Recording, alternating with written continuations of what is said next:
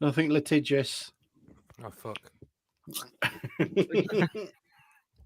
We are now live. Do not say anything litigious. Yeah, I've done no planning, so I apologise. I am. I'm so tired. Hello. I'm so tired. I started the day outside the Liver building. Right. You've been away? Yeah, a lot of fun. Bruce, how are you? I'm all right, mate. How many are you in? I think I had 6 pints. Okay, fine. So that'll be all right. You're in a better state. You're in a better state than I was on the space after the Luton win. Thank you, mate. That makes me feel better. There you go. Yeah. How are you feeling, Sam? You look a lot chirpier than when I saw you on Tuesday. I was thrilled on Tuesday, mate. Never felt better than walking out of that ground.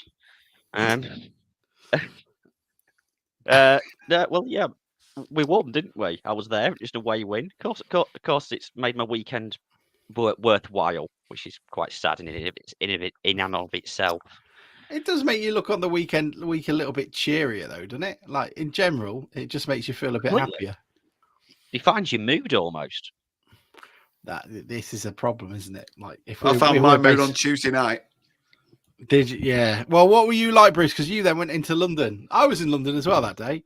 I did HMS Belfast, which I got lost on. Little boat. We got lost. Oh, I was all right on Tuesday. I find that I don't dwell on the town games like I used to when I was younger. When I was Sam's age, it'd ruin my week if we lost. Now it just ruins a day, probably half a day.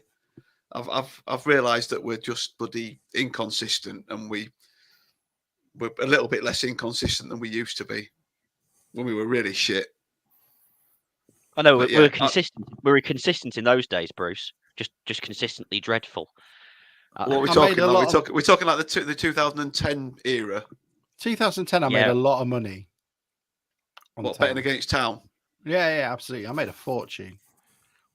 I don't know why. The odds should have been short if the bookies knew what they were doing. Well, I just kept, doubling up on what I'd won. What was it 25 games without a win? Yeah. So you must be devastated Grimsby don't win when we won. Yeah.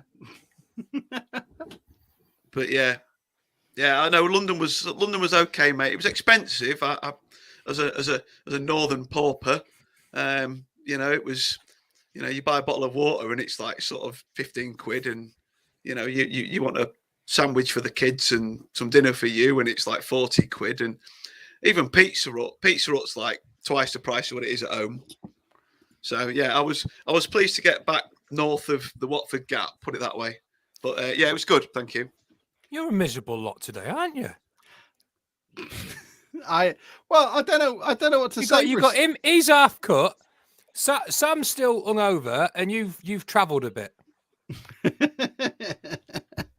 I've also been in the car most of the day. Weekend, but I'm always cheerful. I bet they saw you out the county sharpish at the end of the day.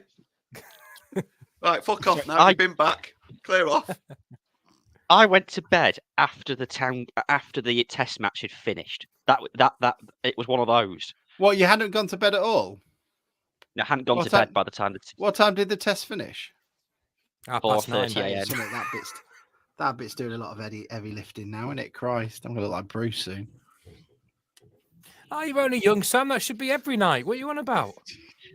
Bloody hell, I can't afford to do that every night. Oh, well, yeah. Oh, I went to bed at 4:30. Get over it, man. Get on with it. String fellas till 9. I'm not a student fella anymore. I've got to pretend to be a civilized member of society. No jokes. You've been doing a very good job, mate. We need to get you one of them babies, Sam. That like the pretend baby that cries through the night and stuff. That's what you need. And then we need you doing a pod at 8 the next night. I had to go up to my mum's in Liverpool, and I haven't been there for ages. And it meant, and it was kind of short at the last minute. So it meant that myself, Leanne, my boy, and the car and the dog, were all in the same room, which is basically just a standard 3-bed terrace, which is tiny. and she's got this dog that is exceptionally hyperactive, and somehow it had found its way to barging into the room at about 4 o'clock in the morning, and the door had swung out open to face me, and I'm not used to that. That's not my setup. You know, the door doesn't swing towards me, it swings another way. So I get hit on the head with this door, and then this dog starts jumping all over me and licking me, which is a lot of information to get at 4 o'clock in the morning. And all I can see when I look up is just the reflect, because there's a mirror on the door, is me staring back at myself, looking exceptionally shocked at what is going on. And anyway, yeah, that's my wake up this morning. I just wanted to let you know. It sounds very similar to the one Sam probably had as well. Yeah, it did. What was the name? By his night, yeah, waking up, looking at himself, looking disappointed, being licked all over. No, I woke up. wasn't a shock. It was just wasn't very fond of light. When I eventually woke up, I had to open the curtains, and I was like, "Oh god!" Bad But light anyway. starts to play. Bruce has gone. Bruce has gone. We're boring Bruce to death. Right. Okay. Well, that's the Bruce. Bruce says this is the best bit. It's Bruce the made us highlight, do mate. this. It's the highlight. Jay, go. Open wide for some soccer! And now the shipping forecast issued by the Met Office on behalf of the Maritime and Coast Guard Agency at 1130. Go! At 1130. They've done it! They've done it! It's Maguire Drew! They've done it again, this team! What a magnificent piece of football! Really, really good goal! You can't let this one go down.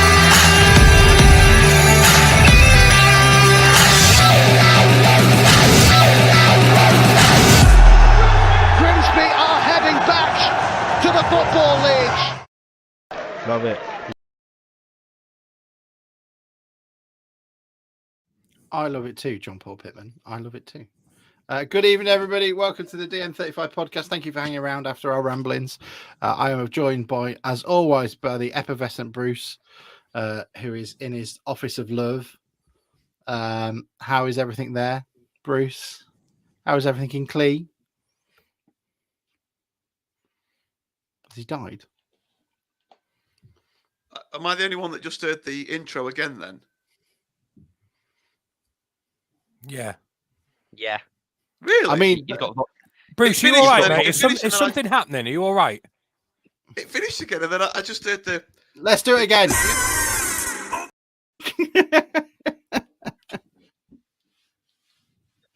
there's voice in your head, mate. That's in your head, mate. That's the only explanation I can come up with. You're hearing things.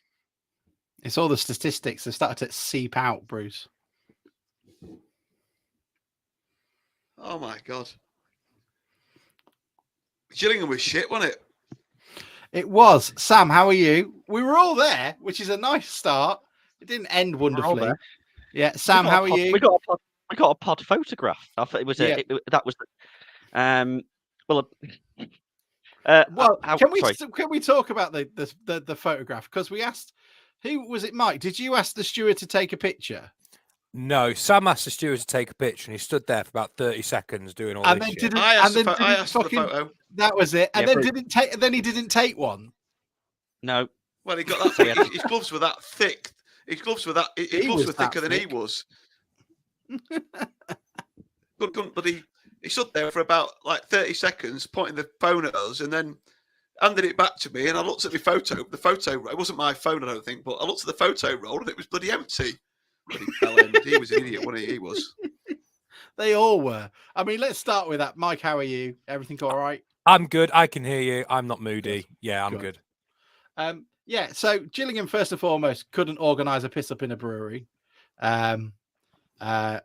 They gave us a tiny little bit, and then couldn't work out how many seats they had in that area and how many tickets they'd sold because you couldn't pay on the day. And so, as such, were surprised when that area got full and there was nowhere to sit.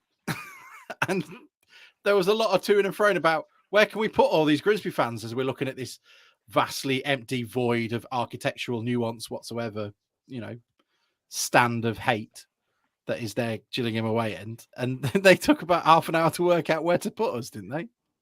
Oh, it's bonkers. And there was one guy, wasn't there, just obsessed with getting his seat, and he was walking around waving his waving his ticket like he wants his seat. But it's just a comedy of errors. I don't know how in this day and age, with all the rules and all the sort of health and safety gone mad stuff, that you can actually get into that situation. And then it takes so long for somebody to pull the finger out and say, chaps, we might have a bit of a problem here. We might have to do something. Because it's about 15, 20 minutes or so? Yeah, it wasn't that long into the game, but it was long enough. Anyway, kind of wish we had a worse view of it, to be honest. We shouldn't have bothered. We should have stayed at that pub, Sam. That's what we should have done. Me, you, and Matt, and Maisie. Yeah, that was much better, wasn't it? I had a chat with those Gillingham fans who were all right. They were proper Gillingham They're proper fans. Yeah, it was a good place with a good atmosphere. The night peaks there, it has to be said. Unlike those glory supporting Gillingham fans, is it? Those real Gillingham fans. Those real Gillingham fans who were going before they could pay £1.50 before they could pay £1.50. Where had they travelled from, Sam? One was from Norfolk, wasn't he, near Norwich or something? And the other one, they were both from north of the Thames, weren't they? The other one lived Luton way, was it, or something? Stevenage, I think it was, wasn't it? That's all. Stevenage. I can't remember, but they both travelled a reasonable way. But yeah, they were good lads. But yeah, I'm with John Tonder. I thought town was shit. Really poor that night. I don't know. I thought we were okay actually, and we got done by. They made 2 periods of 5-6 minute periods of pressure tell. The first half was fairly even, a bit of a non-event. The second half was they had it wasn't quite a siege because there were only 2 periods of it, but because they scored in both, and that kind of dominates your kind of consciousness on the back of it, I think. So yeah, I didn't think we were quite as poor as the backlash suggested. I just think when we play badly, we don't, and it might sound absolutely stupid and obvious, but we don't create chances. If it doesn't work, we create 1 or 2 chances in a game, and then that puts the defence under a lot of pressure. And I don't think that's, people have been crying out for ages and ages for a forward, but I don't always think when we play badly, I don't think we create chances. I don't think it's not like we're fizzing loads of balls across the box and forwards miss them. I just think we just don't create a lot. We're not very good at sort of like, so they say good sides can kind of scramble points when they don't play very well or don't deserve anything.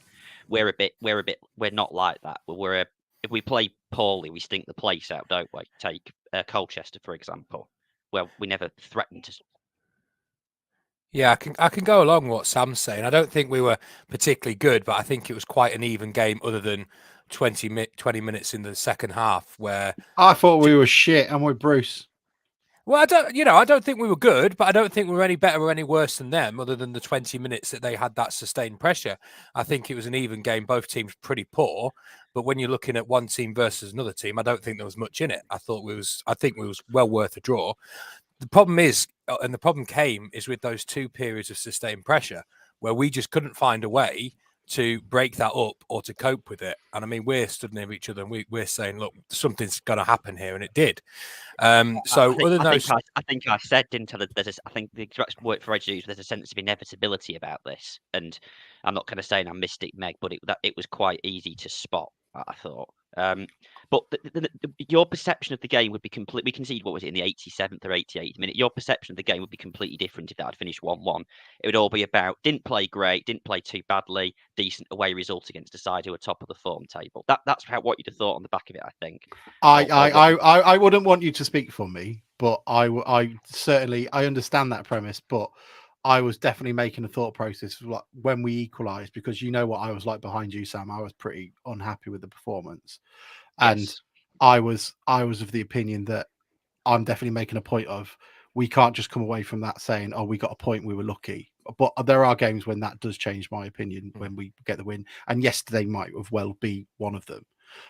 I thought we were absolutely shite. I thought we were slow. I thought we were ponderous. I thought we created fuck all. I thought the touch from every single one of them out there was like a Sunday League team that had a stag do the night before. They were so terrible at it. And the way they switched the play, I thought Glennon as well. Glennon came up for a lot of abuse, and I thought rightly so, even though he provided the cross for the goal. the amount of times that he just don't run. Emmanuel is a perfect example of what I think we were missing yesterday, where none of the Town players receive the ball on the turn or are looking to turn. They play football by numbers. They receive the ball, then look for their options, make that decision. And that's what I felt like it was. And then, no, I'm not a jinx, Simon. I went to Colchester. I saw us win there, as did the flag, which is something you put up. I think it's the rest of you. I think I've got a better win ratio than most people who listen to this pod this season anyway. I just thought I thought we were dire. And we had 2 shots on target. One was a Smith lob to the back post, which was a cross-come shot, and then the other one was the goal, which I think their keeper will be disappointed he didn't get more on because he got. We had that one in the first half, didn't we? Where the ball fizzed across to Glennon, and he was in space on the left-hand side on his own, and I thought he should have done better. But I can't even remember that one. I saw McAtee went close and missed, didn't he? Twice from outside the area. 25 yards out. I thought he'd scored. I thought it was going in, and it went just past the post. Yeah, so I just disagree. I don't think we were as bad as you're suggesting. The sort of point I was making was not to say proactively we were good. Is I don't think there was anything between us. I think it was 2 relatively poor teams. The game was sort of decided on 2 periods of pressure which we couldn't cope with. And moving forward, we have to be able to cope with a team coming at us like that. I think the problem was they get a corner, they put it in, we put it out for a throw in. That didn't break the game up because it was coming straight back in the box.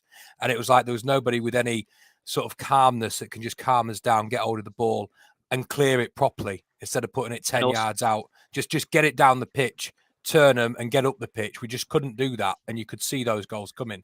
So I think it was an even game that no team deserved to win. Pretty shit. And I'll say it again, and no Ryan Taylor to knock the ball up to who can hold it up or win a cheap free kick to relieve a little bit of pressure.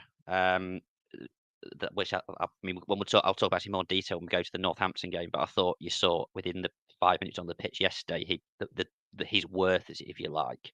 But Danilo Orsi, for all his willing running, he was very good against the Championship side. He seemed less well equipped to deal with really, really physical, bulky League Two centre halves to me. I mean, in the Luton games, I was surprised at how effective he actually was with the in terms of holding the ball up, shielding the ball. But he seemed to cope less well against Gillingham. I'm not digging him out personally. I'm just kind of comparing him and the relative strengths to Taylor, really. But in both the last 2 games, haven't we changed one of the forwards at half time? Didn't Orsi go off and Lloyd came on at Gillingham, or the other way around? And then yesterday we started with Orsi and we brought Lloyd on. Is that right at half time? Yeah, I think that's I think that's right. So we've it's not worked at the start of the game. They feel very similar. Or is that me, Bruce? What, with both players? Yeah. Yeah, which is maybe we haven't seen enough of Lloyd to say, but well, I don't think. I mean, Lloyd. I thought in his first game that me and Sam saw at Crewe, and then I do think he's like a world beater for us. I do think for a little lad, for not a little lad, but a lad that's not massive, he has got quite a good jump on him.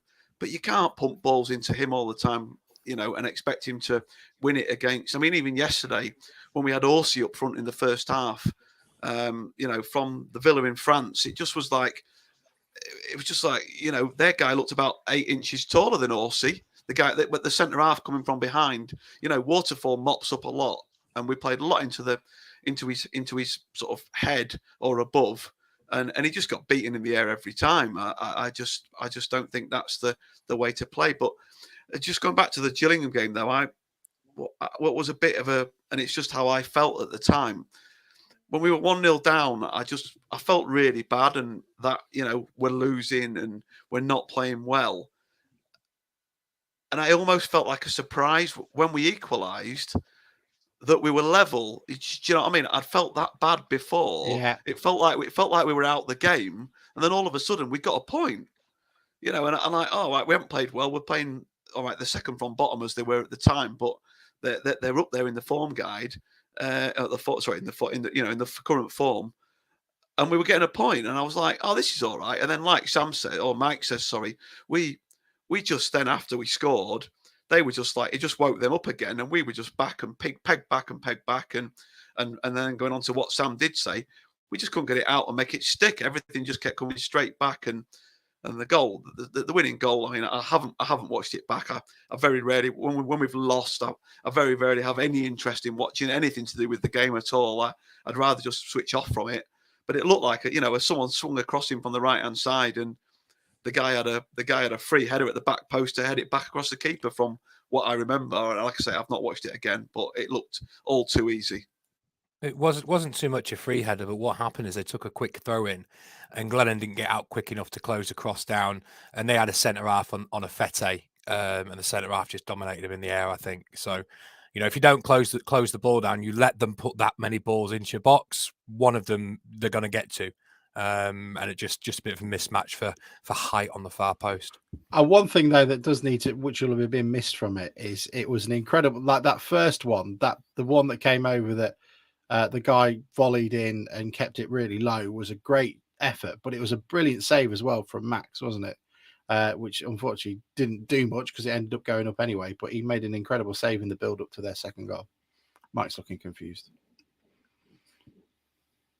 That is just my normal face. It always looks confused. Yeah. But Max had a pretty decent save. I don't know. Maybe it was just from our end and it was a pretty easy one from their end. Mayers didn't close down the cross on Saturday for neither goal either. Nick, we'll get onto that in a minute, mate. We'll try and keep it, because if not, we'll just get confused and trip. I just felt last Saturday, not the one just gone, and Tuesday, just felt two very similar games. After the cup games, we didn't create a lot. There wasn't a lot in the games, and we came out on the odd end of a relatively tight game.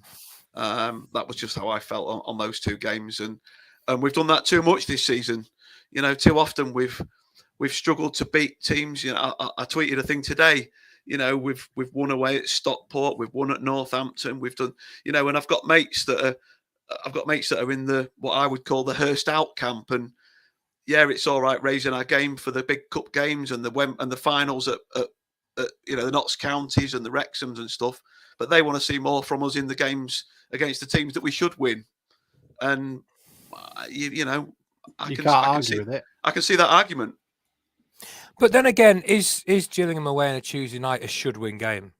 Yes, they're 20. No, I'm not saying it's a should-win game. But we've lost at home to Colchester. Our home record isn't good. I think you've got more chance of seeing a town win at a game that you wouldn't expect us to win than you have in one that you think we would win. I don't think that's. I understand where you're coming from, where they are, but they've spent an awful lot of money in January. That's a completely different team from what. Yeah, but at the same time, then, Mike, you can also argue that they're a very new team together, and they've yet to have a chance, the opportunity to really gel. So, Sam, you got to let people talk, man. You mute. They may be top of the form table, but it doesn't deny their space in the league. They've got a lot of new players there, and they had a team that we all commented on, and a crowd that if we get a goal, they will be right on their backs yesterday. I think when it comes to a game, as we found out yesterday, form can be irrelevant, as can their league placing. But at 23rd in the league, that is absolutely a game you should be going to win, irrespective of the form of that team. I think we're better. We're a much better side with our backs against the wall than we are in a game where we've got to take it to the opposition. Yeah, and that's why our home form is so shit.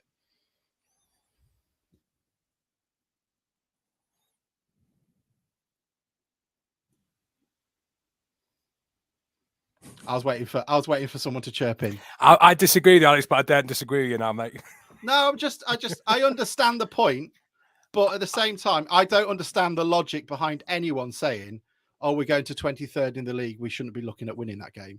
I think that is incredibly defeatist and is not setting up for success. Yeah, no, I get that. If I was saying that, I'd agree. What I'm saying is I don't think it's something you should be going into Gillingham on a Tuesday night with a much improved team expecting you're going to win, which I think is what Bruce, a should-win game. I think we should be going into those games thinking we've got a chance of winning, but the should the should win, I think, is a little bit misleading when you look at their position, but then you look at them in the form table. Now, I was just as angry as you about the performance, but I just don't think it's a game you go in thinking we should win that. Because I don't think there's any of those games in this league anymore, mate, to be honest. Yeah, but that's then when we need to change the question then, because I assume, Bruce, you might need to rephrase it, but from my understanding was a should win game is you're going into that and you believe you've got a higher percentage of winning that game than losing it. You've still got an opportunity to lose that game, but you're marking that as we're actually going to that place where there's an opportunity where we can win the game. I just think that, as I just said, I just think we're more likely to win games that you wouldn't expect us to win than we are to win games where you think we should. We're looking at the form and the team we're playing, you should win. And I think if we look at this season's results, I don't think that, so you're more likely to win a home game in theory than you are an away game. And you're more likely to win an away game away from home against a team in the bottom half of the table. And I think if you look at our results, we're better, as I say, when we've got our backs against the wall than we are when we've got to take it to the opposition. I don't think that any of the stats would tell you anything otherwise. No, we're better when the opposition come and have a game. We're useless when, like, Colchester just sat back and defended their 6-yard box, and there was no threat that we're gonna break them down. We just weren't good enough to do it. What I'm pointing is, it's not so. Harrogate on Tuesday night is a game we should be looking to win. It's at home to a side who are near the bottom of the table. I just think Gillingham's league position is a little bit is quite severely misleading. Equally, I think we're just a bit inconsistent. I mean, we've beaten a lot of teams towards the bottom of the league. We've beaten Newport, we've beaten Crewe, we've beaten Crawley, we've beaten Rochdale, but we've lost at Hartlepool and Harrogate, both of them inexplicably. So both games we should have won, basically. So we're just random and inconsistent rather than poor, particularly, especially away from home. At home, we just kind of haven't got the balance quite right, or if he's still not found a way. And he said, hasn't he, that good teams come out on the right side of games like Colchester and Gillingham. And we're not good enough to, basically, he's saying for his standards, we're not a good team by that virtue. I suspect he's setting quite high standards for us there, frankly. I just don't think we can mix it as well as other teams, and that's a real sort of facet to our game this year that we've really got to improve in next season. We're all right if we haven't got the ball and we can counter attack, but we can't compete with a physical team, which is what we've come up against and what we've struggled with, among other things. But I just think next year we need to have a little bit more of a presence around the pitch to be able to cope with those sorts of things. Northampton played football, and therefore we were better equipped to deal with it. Even before we equalised, we'd played much better against Northampton than we had done against Gillingham and Colchester. So yeah, I think the reason we've done well in the cup this year against League One opposition is because I think they give you a little bit more time on the ball than the teams that we come up against in League Two, and our players, maybe some of them are, and Hurst has alluded that there'll need to be changes in the summer. If we're to progress, some of them aren't good with the time that they're given in League Two, or they're not good enough, to make the difference. And I think in the cup, teams have come and, like you say, they've not lumped it. They've tried to play football, even if they, in Cambridge's case, perhaps aren't a great football inside. They've tried to play football against us. They've given us a little bit more time on the ball, and we look better. And we've done really well. That's brilliant. We've done really well in the cups.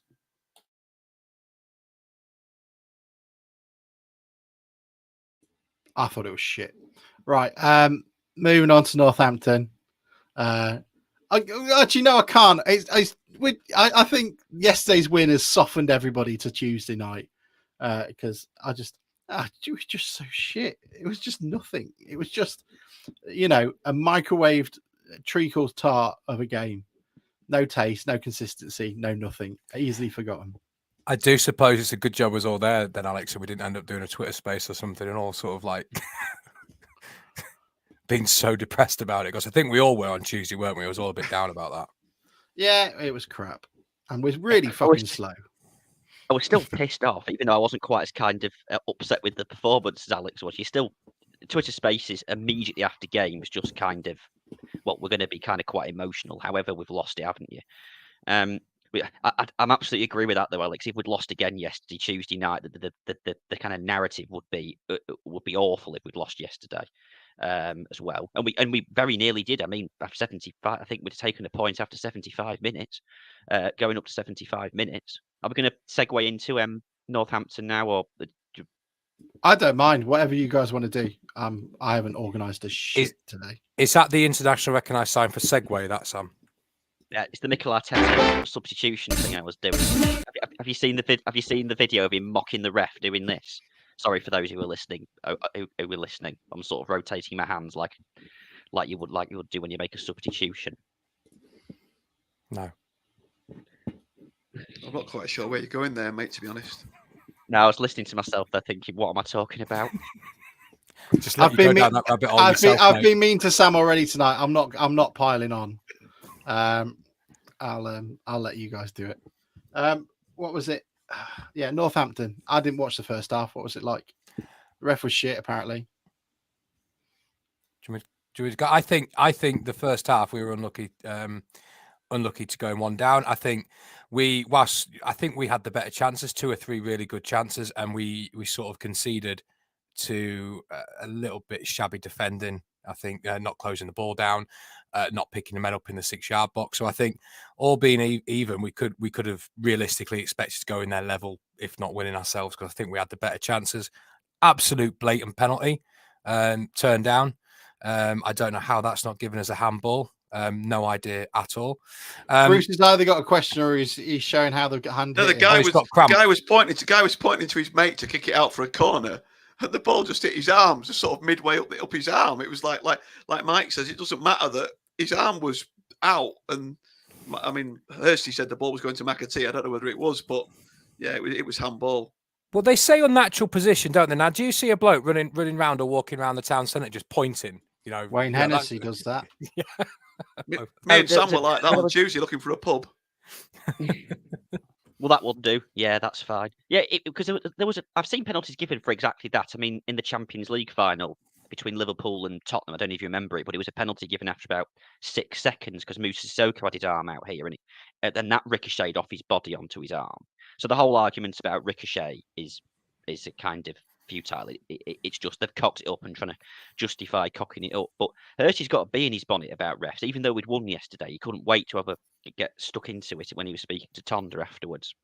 He always feels a better position to bitch and whine about a referee after we've won, and that tends to be when he'll do it.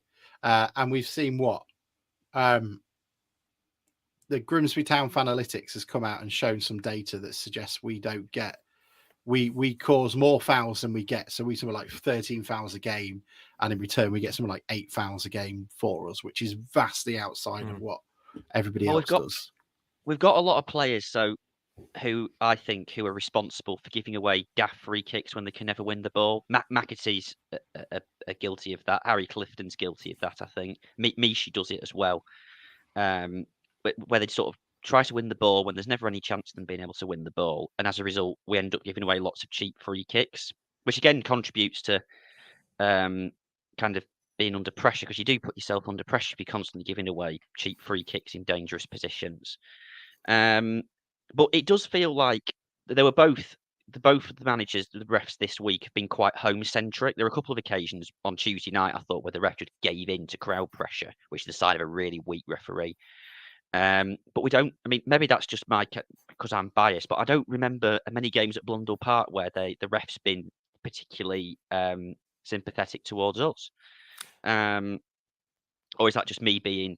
Probably an element, Sam. Probably an element of the fact we don't notice it because it's going our way. So I'm sure they do. And at this level, the refereeing has been quite poor. Now, a bit like Hurst, I don't like to moan about it when we've lost because it looks like you're just looking for it. But the ref on Tuesday was terrible, and the ref yesterday had a few shockers.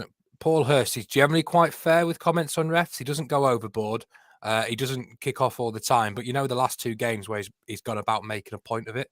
Then I think he's probably got a valid concern because there's a couple of interesting things yesterday that now we've won, it doesn't matter, but that was a Stonewall penalty.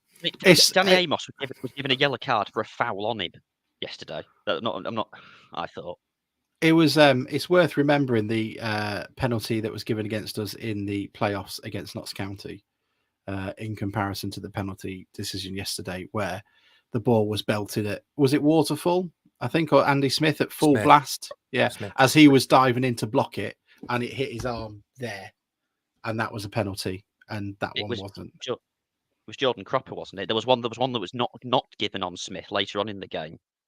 No, it's definitely Smith. Don't Sure, forget it the was wind Cropper, blew yeah. Mullen over at Wrexham as well.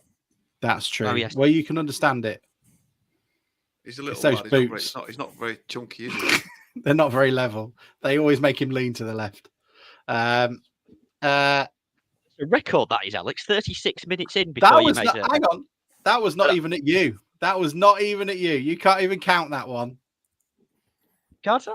No. I'm putting it down on the tally. Ollie says that penalty was against now. I think I might be wrong. If the By refs, the way, there's an interesting anecdote with refs that VAR, apart from ruining football at the top level, is also ruining football down here because they're having to double up on refs. So they're having to promote people earlier to the Premier League. So as a result, the refs at this level are lower quality than they otherwise would be. I told you it was Cropper. So that's why the refereeing standards are even. I mean, John Brooks, who is the worst ref I can ever remember, who gave that penalty to us at Swindon, for example, and decided that ball was across the line at Altrincham all those years ago how we had no idea because it was buried underneath McEwen. He's a Premier League referee. So if he's a Premier League referee, then the standard has dropped so much, and it's VAR's fault. I mean, I tried to find VAR to blame for everything. He's Kelly's dad, you know. Kelly Brooke. Is it? Are you just saying that? Are you? Well, I tell you something. Google it, Sam. I'm not googling Kelly Brook. I'm not googling. I might Google it after the pod's finished, just to have saved myself the embarrassment of being. But I tell you, look, refs can make mistakes, and refs, I qualified as a referee, so I understand it. Like the pressures and mistakes are made all the time. But I think the linesmen get away with an awful lot and don't represent, and they don't help. If that referee couldn't see that penalty yesterday, there is no doubt in my mind that the assistant didn't have a clear view of that and should make a point of saying, look, that's handball. And the liners have been terrible. Gillingham, for example, when we hoofed the ball out and we got the throw, and it was the most obvious. I mean, the Gillingham fans went apoplectic, and you can understand it because it was, the simplest choice. And there's always a thing that Premier League refs used to get sort of 97% of the decisions right. That is definitely not the case in League Two. And I understand a lot of it is for representation, is sort of, subjective. But I think if a referee applied the laws in, a common sense manner, then I think we'd be fine. And that's what we don't have, that and consistency. The thing I got frustrated with on Tuesday was the consistency, Alex. You don't mind if the referee's got to make decisions about fouls and contact a certain way. That's fine if it's applied consistently. And there was a lot on Tuesday where we were getting fouls given against us, but we weren't getting it the other way. And that's where it sort of angers people. If you're gonna pick a foul up, then that's fine. That's what you're judging to be a foul, but give it both ways. I think that's all fans want. And look at that shoulder barge we saw in the first minute yesterday. That was absolutely disgraceful. If you haven't seen it, we tweeted it earlier. It happened within the first minute of the game, and Gallagher was absolutely railroaded off the ball. It wasn't even a shoulder barge. It was terrible. And it was diabolical. It was, dirty game. Do you not think he needs to be a bit cuter there, though? He needs to go down, holes in his face, making it look like he's been shot. And therefore, well, he had been shot, hadn't he? That's the thing. It's almost like, I'm actually going to try and appear tough and get up and do it. I don't know. Yeah, you're right, though. And I don't think we do the whole shithousery enough. I thought he did well for the first hour yesterday, Gallagher. Did he? What did you like about him? He tired later on. I think he got a bit of a knock as well, but I thought he looked okay for the first. Probably had fucking concussion. Bit of a surprise to see him in the team because I thought he was just one to make the numbers up, but evidently not. And Hurst said before, I think that he's tried to sign him before and when he became available. But no, I thought he did okay. I won't be surprised to see him in the team again if he's fit on Tuesday. given he's not played much football recently, and it being such a fast turnaround, I'd be surprised if he played again. If he played again on Tuesday night. Same with probably Emmanuel, having not played much football recently. But I know, so John Lewis here, he shouldn't have to play out for a booking. No, he shouldn't. But refs are so weak and so rubbish that we have to play the game that's in front of us. And how it's not ideal that we have to conduct ourselves like that. If everyone else is going to behave like that. I mean, Northampton, when they went 1-0 up yesterday, went down holding their heads. We've got to be cuter, and we've got to. If that's the game, fine, we're going to play it. But don't. We can't. I'm not having it where we're going to pretend to be all righteous, self-righteous, and so on, because we won't get anywhere with it. We have to basically cheat better. Sorry, talking about shithousery, I don't know if anyone else saw, but I did love Lloyd and Taylor in the last couple of minutes. Lloyd with the most beautiful off the ball foul to stop one of their players getting on an overlap. Literally just dragged him down. Ref didn't see it. And Taylor, lucky not to go off, came in swinging his elbows from the first minute, didn't he? Which he needs to be careful with. I've missed him. And Nick, I absolutely agree with that. He should have gone down. Gallagher got clipped, I think, by somebody's head who just threw himself at it, and he should have gone down instead of taking the shot. We'll put it down to rustiness. Well, I think on debut, probably more concerned with, I might score it, because he was through on goal and he should have done better with that. He hit it straight at the keeper from not very far out. No, but apart from that, I'm with Bruce. I was generally impressed with him. He was quite athletic. He was a bit quicker. He ran at people. I thought certainly a different option to what Amos and Glennon give you. He seemed more forward thinking than them. Even though that sounds daft me saying that about Glennon, who's probably got more goal contributions than the rest of us, than anyone in our side. What do we? Sorry, Sam. I thought you'd finished. Carry on. Carry on, mate. I thought you'd finished. Sorry. No, it's fine, Bruce. Go on. Do we think that what do we think the main differences were yesterday then? Was it just that we had those couple of bits of quality from Emmanuel that created 2 goals? Because I still think when we were losing yesterday, it frustrated me how we couldn't keep the ball for more than 2 or 3 passes, and then things would break down, or we'd end up pumping it a bit more direct. And once we'd scored, we looked a little bit different. But what do you all think were the differences yesterday, and why we won yesterday? Were we just playing? Was the form? Was the league upside down? Were Northampton not as good on the day as Gillingham were, or what did we do differently?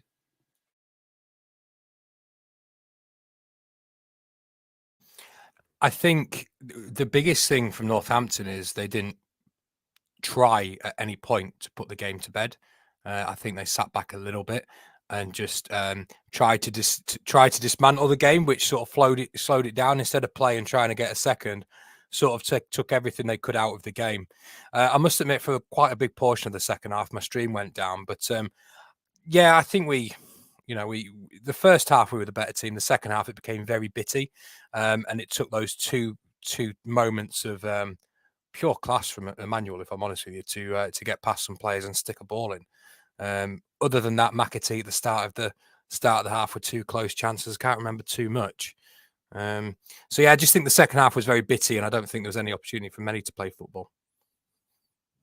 I just think I think Emmanuel is that sort of level of championship quality that when I watch games nowadays and I'm watching us and we win and we talk about a decent performance, I'm going, we're looking like the Gillingham and the Colchester games where I don't see players do that. Bruce puts up stuff which, is basically crack cocaine to me, where he shows me our teams in the 90s where, even Darryl Clare is receiving the ball on the half turn and just going with it and stretching them, and the passing is crisp and it's bright and it's aware. And this is football from 20 years ago, 25 years ago at points now.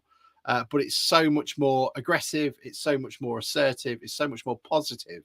And Emmanuel is that sort of guy in those 2 moments yesterday where he was going for it, and it was simple stuff. It's like, I'm going to get to the byline, I'm going to look up, and I'm going to try and put a ball in a decent area. And it's stuff like that, I think, wins teams Division 4. If you have a couple of players like that who can do that, then you've got the opportunity to get out of here, because the vast majority of teams in this division are exactly the same. they have just got a little bit more confidence and maybe one or two players who can put the ball in the back of the net. I think you're right. A lot of I think we have that if no, go on, Sam. You're right.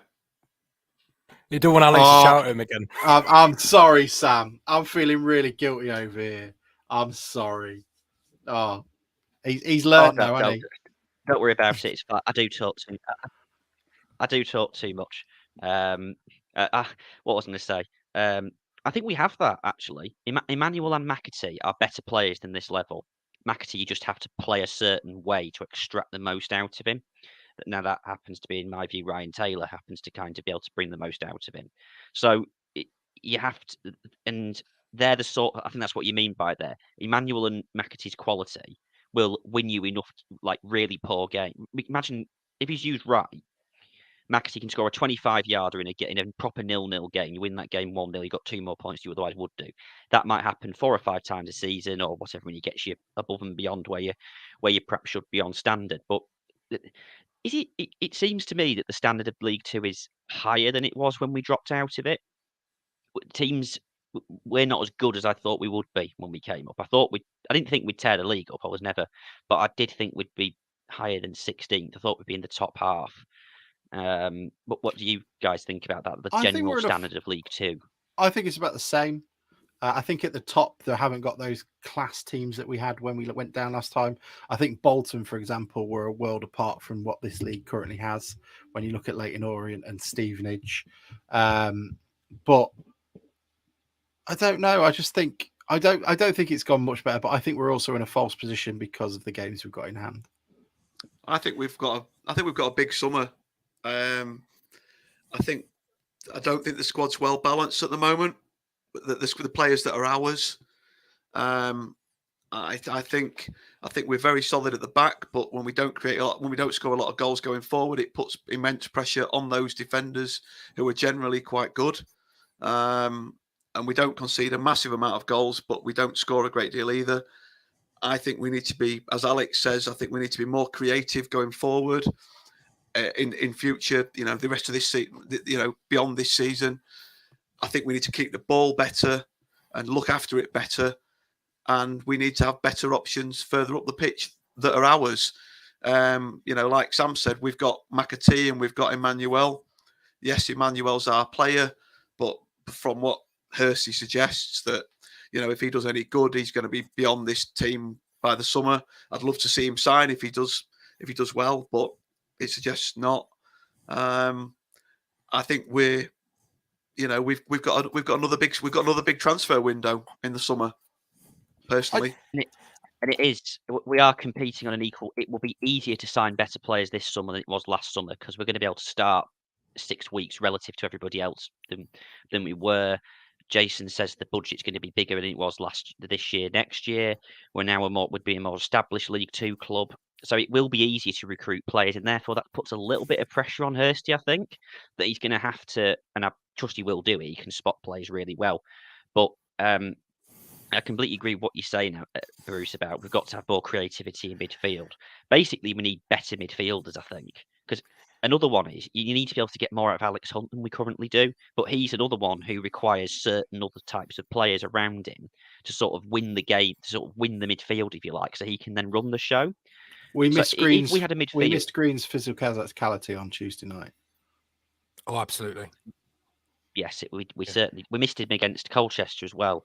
I think he missed him in both games. Now I'm a bit sceptical about Alex Green. I understand his physicality, not Alex Green. So Kieran Green. Oh, here you go. He doesn't hold a grudge now, does he, Alex? No, I don't like you done. now. There we go. That's him done. Out.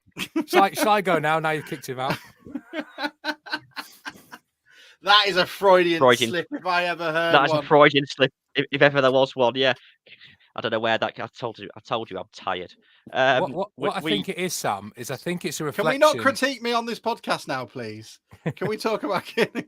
No, it is. You're right though. There is a bit of a thing going on, isn't there? We've got Alex Hunt and Kieran Green. Yes, yeah. You get me in midfield, and you'll be You get all my qualities there. You get the aggression, and you get the style. It's a reflection on what we've spoken about before. That we don't have that creativeness in the final third. But I think what we do have and what we've acknowledged is we've created a pretty solid team that does, we're not a great team, but we're a fairly defensively solid team that can stick in games and can compete with anybody. I think the next step, which should have been January, hasn't been, which will be this summer now, is to try and create a bit and try and get those players in that can take us to that other level. We've come out of the National League being the 6th best team, which is not the best team. We've turned it around into a team that can compete in League 2. Is that on me? Yes, we've turned it around. I'm going to have to do that Shane Warne thing now. If it's getting noticed.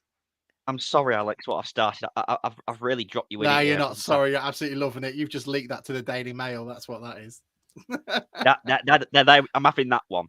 Yeah, you can have I'll tell you what he's doing, Alex. He's having a garden party while we're all in lockdown. Yeah, exactly. Don't crawl out of it now, Ollie. I know what you meant when you said you get a bad hairline on a child's face. I know I'm childlike with wonderment, but this is the hair of a man that's seen 2 relegations to non-league. That's all I'm saying. Well, so have I. So what's your excuse? My hairline's fine. You haven't lost your job yet. You were a young lad, Sam. You'd have stopped using your sock for a bit. Yeah, give it 10 years, Sam. Give it 10 years.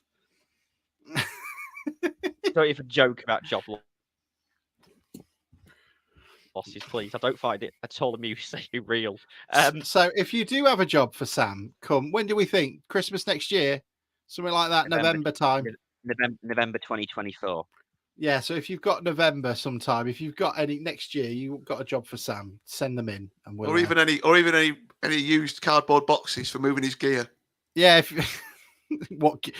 now that's rude. None of that stuff's been established. That's a reputation the Conservative Party hold, not Sam. As I keep saying, I do not work for the Conservative Party. I am not actually. I'm not actually linked to it in a professional capacity. You just Leah what's the name? Thank God. You just Leah what's the name's gopher, aren't you? Leah Nietzsche's gopher. Sam, can you retweet that thing that Boris just put out? It's anyway. Sorry, Jane, you're absolutely right. She's pulling us back onto thingy. Is this really what listeners want to listen to? People tune in to listen to ribbing me about my business. Ollie says the kitman job could be up for grabs. I mean, there's the Sam, we get all the gossip. What's that? Did I miss we something? Get all the gossip, wouldn't we, if Sam was the kit man? Oh God, that'd be amazing. I mean, they'd probably work out who the leak was. I worked out yesterday how to put my earpods in a room and then listen to it in another room. So you can put your earpods in one room, turn them on, and you can listen to what the microphone on your phone elsewhere, wherever.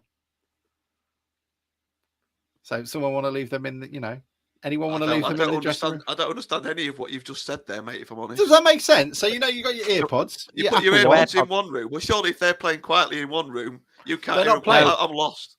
They've got a microphone on. They've got a very sensitive microphone on them, so you can basically put them in. Oh, I've left my AirPods in the kitchen. Oh, silly me! But the microphone still works, so you can somehow, I don't know how you do that, but listen to it on another device. That could be quite handy for the kind of work that Sam does. That could be quite handy for journalists. I was going to say, not us. No, we do everything by the book. Again, back to the football. I think I've had too many Morettis. Does that make sense to you, Bruce? Bruce is in the sleepy start of it. No, so, I'm just like you. I don't know. So I don't know what's happening with the AirPods when they're in the other room. So imagine Sam's the kit man, right? And he's got his earpods in, listening to his music. Oh yes, Thatcher's best speeches or whatever it is. He then takes them out and puts them in the dressing room on the table. Okay, he can then link his earpods to his phone, and though the earpods aren't playing anything, the microphone in them is active. So then he can take his phone outside and he will be able to listen to what is going on in that room through the earpods. I get you. I do think, though, that his choice of song would probably be Tina Turner if I could turn back time. I will survive.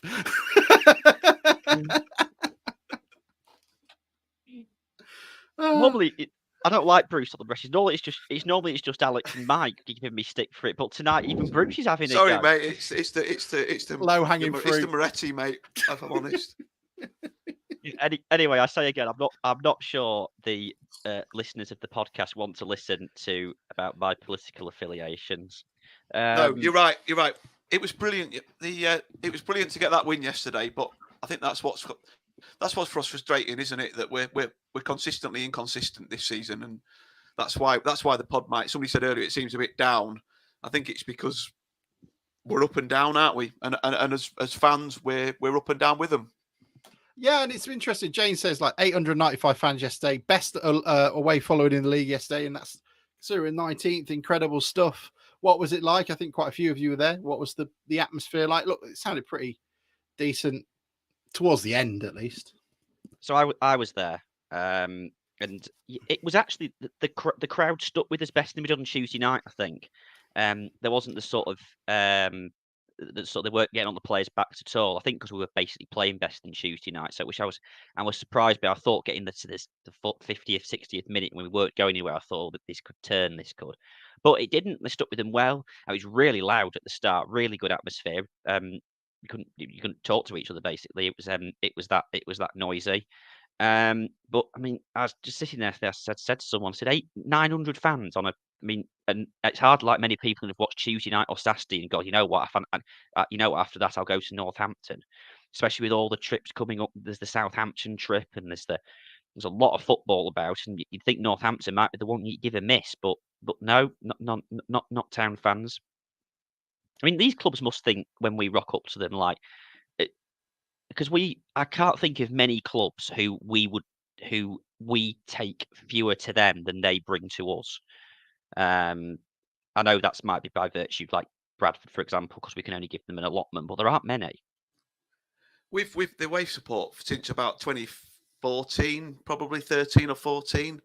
As we've talked about this before on the pod about when there was a group of youngsters, sort of 16, 15-year-olds that started going, and probably a couple of hundred of them every game, and suddenly you've got mates that were coming back from away games and they're going, there were these 200, when they've got the flares and they were all having a good time, and and it was bouncing, and the numbers just went up overnight, and for whatever reason, a lot of those fans were not there for very much longer. It was seemed that they were some of them were got rid of, but the numbers remained, and it's been we've had a really, really good away following for probably 6-7 years now, maybe 8 years now. Can you remember that 12? When we had that terrible town shirt, the Nike one that wasn't stripes, it was like halves, wasn't it? We did a 12-man thing then, and we put on a load of free coaches to Mansfield. I feel like that was when it started. It didn't, it wasn't an immediate, but that was, away games. We filled their away end. We took 1,200. And I thought, that was when we were in the league, wasn't it? Still, sort of 2007, yeah, something like that. I think that's when it started. I think that's when we laid on coaches to Rochdale, didn't we? Yes, laid on coaches to Rochdale as well, didn't we? Chester, yeah. Chester's, yeah, not Gestures. Sorry, it was the Chester one, wasn't it? Yeah, they put on 3 buses. Ryan a Lowe. A lot of them were desperation measures by the previous board. It was because we were in the deep shit and we needed points desperately. I mean that 2008-9 where we lost at Bournemouth and Fenty was chaired off the pitch. We were the worst team in the league that season. And we learnt nothing, and we went down the following season. But I think they were acts of desperation. But it was around that or a bit after we started to get these away followings. But there was a point where we were regularly. But we've said for a while that in the circle of friends that I go to the games with, we've got up until recently we've got a small hardcore, but they're very hardcore. So you might get 4,500 at home, but you'll regularly take 1,000 or 1,500 of those 4,500 away. It might be skewed by the exiles that travel to certain areas of the country, but yeah, that can't be any worse. That can't be any worse or any better than like Mansfield, shall we say? Or Hartlepool. Like they've got to have the same sort of exile following, haven't they? It's not like we're the only people that leave. No, Or do maybe. you- am I wrong? But yeah, no, we've got in that case we've got a very good travelling fan base, and long may it continue. I just wish You there was say a bit that, more you- atmosphere. You say that, Alex, but there's 4 of us doing this podcast and 3 of us live in London. Oh no, I Um, get that, but we- I just there's got to be there's got to be statistics out there that show, like, I don't know, college leavers, shall we say, if you went to do day levels, the percentage of people that left Grimsby and Hartlepool have got to be relatively similar. Maybe Grimsby's just more romantic, and it holds on to you harder than anything else does. Because I know I bang on about it far too much to everybody I know down here. Or people witless with it, but no, it's Yeah. and the away support's more supportive. Sorry, it's not an elegant way of putting it, but the away fans don't get on the players' backs as much. They don't get abusive or critical as much. They stick with the team better away from home, and I think that gives because you walk out and you see a massive town fans basically filling a stand most places you go. That must give you such a lift as an away player in that circumstance, which might be a reason that we're traditionally better away than we are at home. Or certainly have been under Hurst. I mean, what's it going to be? I mean, tickets for Southampton go on general sale tomorrow. I suspect there's going to be because people can now buy together. I suspect there'll be an explosion of those tomorrow morning when they go on general sale. So, and we would have sold that out easily if it wasn't for the Tuesday. If it wasn't the fact it was on a Tuesday night, but. You'd say, so what did Northampton just looks up? They brought 300 and something to us, and we took nearly 900 to them. I mean, that's just balmy, isn't it? Given the relative home gates are actually quite comparable. I feel very emotional, Sam. That was no, you're right. I just think I don't have any mood music for it. Hang on. I enjoy away game. I don't go away as much as I have done in previous seasons, or I haven't done this year. But who doesn't love an away day? I sort of struggle to understand people that only go at home. There's nothing better than going to an away team and coming away, the town, coming away with a point or 3 points, or it must have been brilliant yesterday. In the last 90-second minute, and your left back or your left wing back's up in the bloody penalty area. What the hell's he doing up there in the last minute? You know what I mean? Banging in a header. Hurst said it was an instruction. It was. He's told the wing backs to get in the box when the other one's on the outside of it. So, Paul Hurst masterclass. But no, you're right. Last minute away winners are the best thing about football. In fact, they just are. That's why you do them. Away wins are way better than home wins. If all 4 now did our top 10 games or our top 5 games or a discussion, all of them would be away wins. All of them, because they're just better. That's why for me, I don't think of my era, my generation, I don't think you'll ever top winning at Anfield in the last minute of extra time with a goal like Phil Jevons scored. You just won't top that. You can't. It wasn't like we'd won at Walsall in the last minute, and that's why the Wayne Burnett goal would have been different. It would have been different if it had not been a golden goal. It was effectively a penalty to win the game. When he scored, Yeah. we won the game with that kick. And he wheeled away into the fans into the 28,000 or whatever there were behind the goal. You just can't. Those moments are just so special, and you don't get that sat in your armchair watching a fucking Premier League team on TV. You just don't. You might think you're a supporter because you've got the Man United shirt or whatever, but it's the shit times that make the better times so much special, or so special. Yeah, that's absolutely right. I don't know whether this is a sort of arrogant thing, but you almost feel like you've earned it more when you've sat there at 5-0 at Swindon and then at Gillingham, and then you go and that's why you keep going, because you worry you'll miss out on winning at Northampton, winning games like yesterday, which is the whole reason we do it, as I say. But you're absolutely right, Bruce, about the kind of your generation before me talk about best away wins. One at Wolves when Andy Todd scored during the Great Escape, or we won at Chesterfield 3-2 once and we were clinging on for dear life. Winning at Burnley was the first time we were going to Wembley. Home games, and now Wrexham's in that conversation as well. But Is this mood music doing it for anybody else, or is it just me? do feel like I should be in. It says do feel like I should be in some sort of Marvel film with the music as the Avengers walk out to kind of save the world.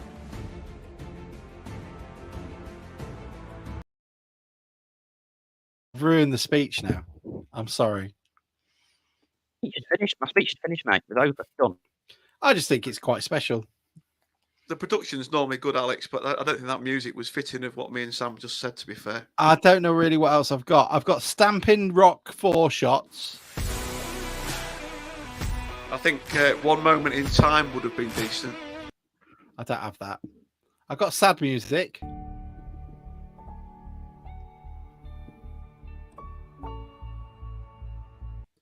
That sounds more like a dream sequence. I've got nothing else. I've got that. I'll tell you what I'm looking at, the Frenchman. The Frenchman was an absolute disgrace when he went on.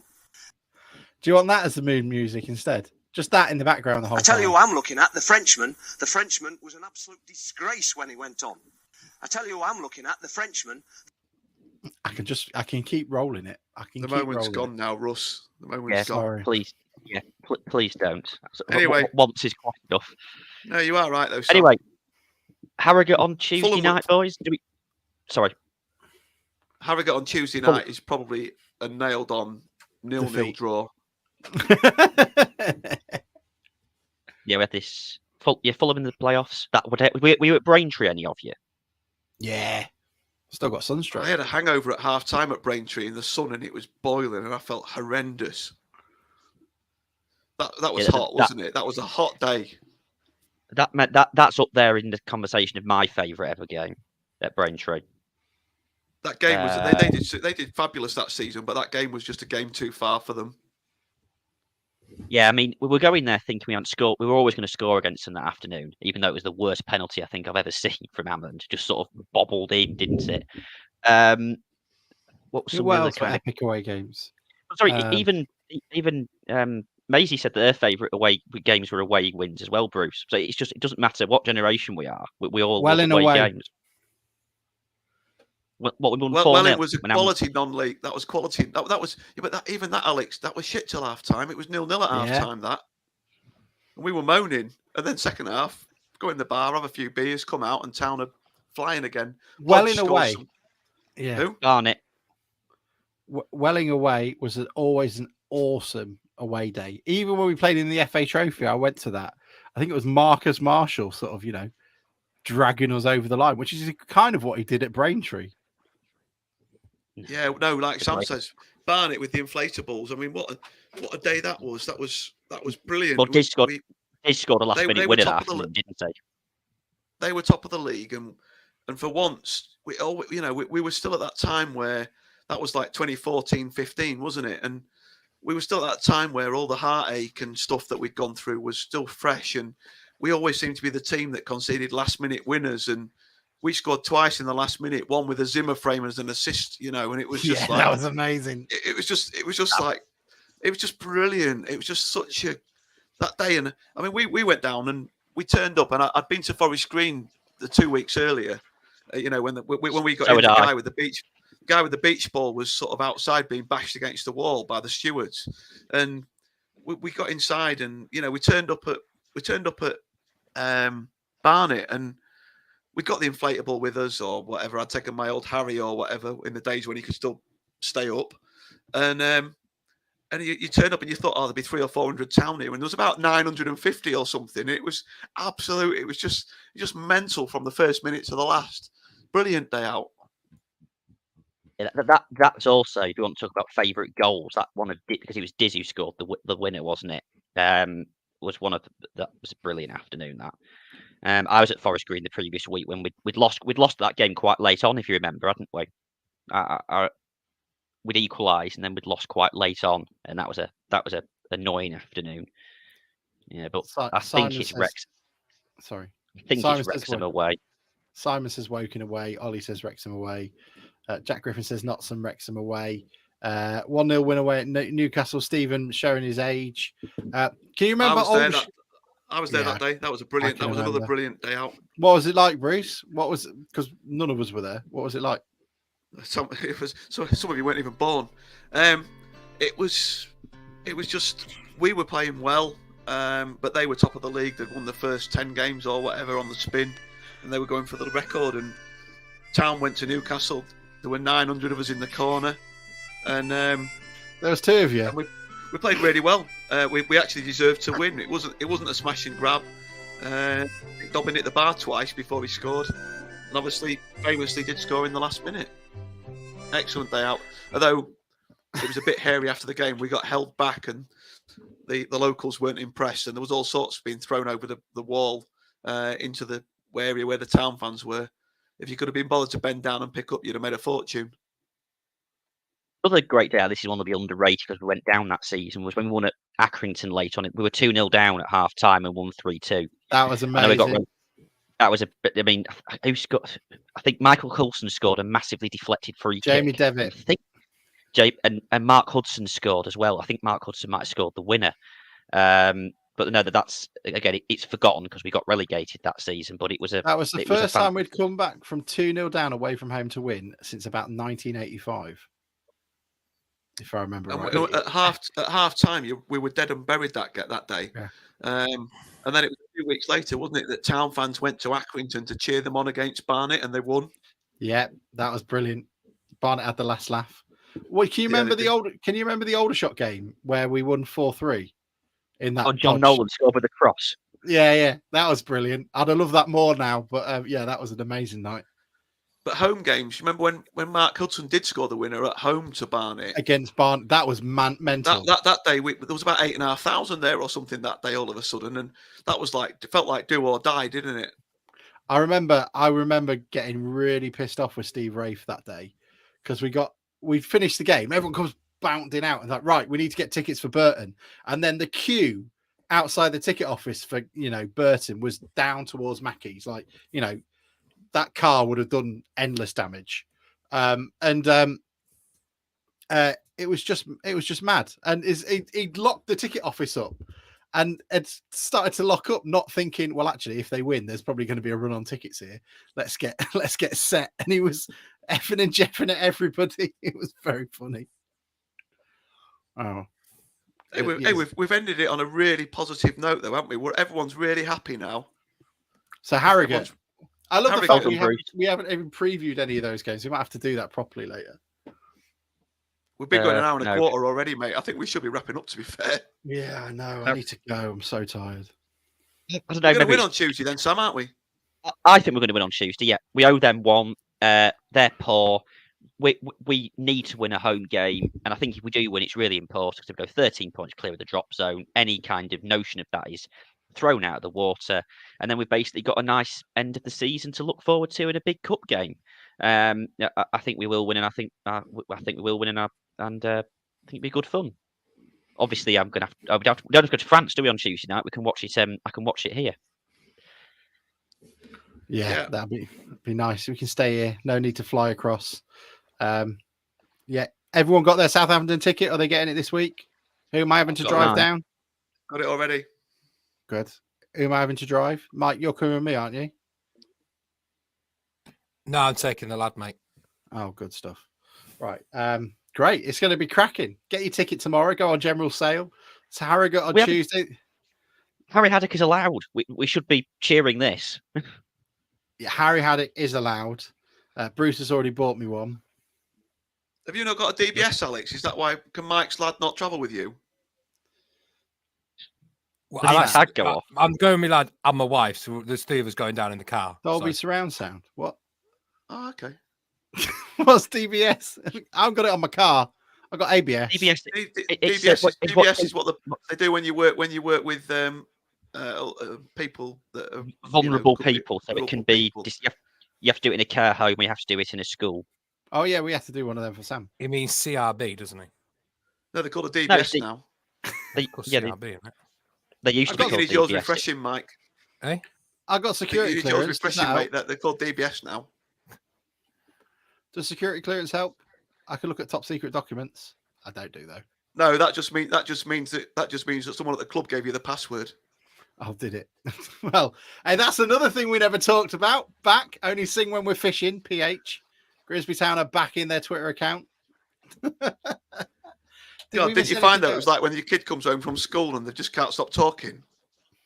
Yeah, it's like shut up now. We got it. All your scheduled tweets have come out and broken Twitter.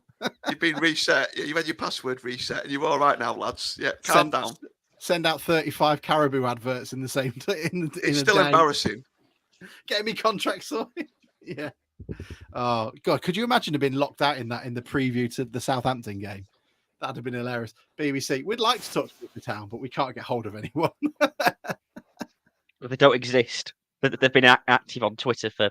That's normally what happens when they're kind of disgraced or there's been a scandal. They suddenly go quiet on Twitter. Well, there's a rumor, Sam, that 5 people left the club last week.